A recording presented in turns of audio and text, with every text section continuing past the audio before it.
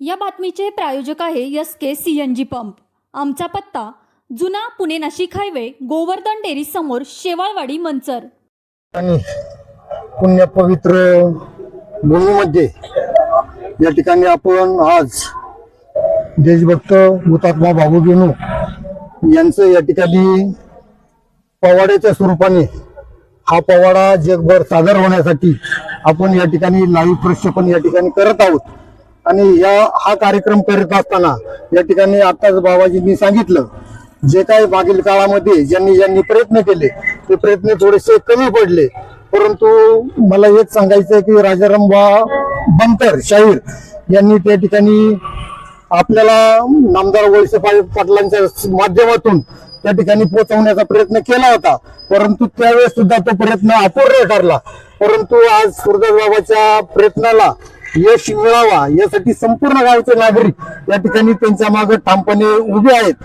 आणि एक आहे की वांगे पडवळ हे गाव आज तसं बघितलं तर देशाच्या पटलावर येण्यासाठी गावांनी सुद्धा काही मागल्या काळामध्ये काही कामं केली असतात, परंतु ते अपूर्ण ठरल्यात। आणि मला एक सांगायचं की मागितल्याशिवाय कुठले काही मिळत नाही, म्हणून माझी एक ग्रामस्थांना सुद्धा विनंती आहे की आपण काहीतरी मागितलं पाहिजे।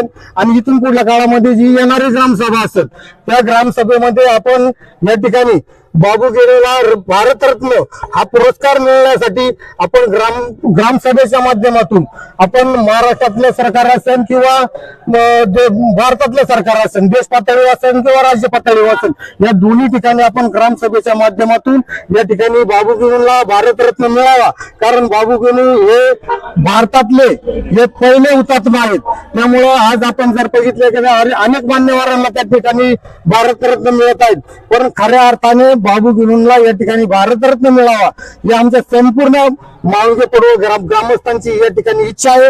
आणि त्या ठिकाणी आम्ही या प्रकारचा ठराव मानणार आहोत आणि त्या ठरावाला संपूर्ण महाराष्ट्रातून प्रतिसाद मिळून बाबू गेनूला भारतरत्न मिळावा अशी आमच्या सर्वांची इच्छा आहे। एवढं मी बोलतो, थांबतो।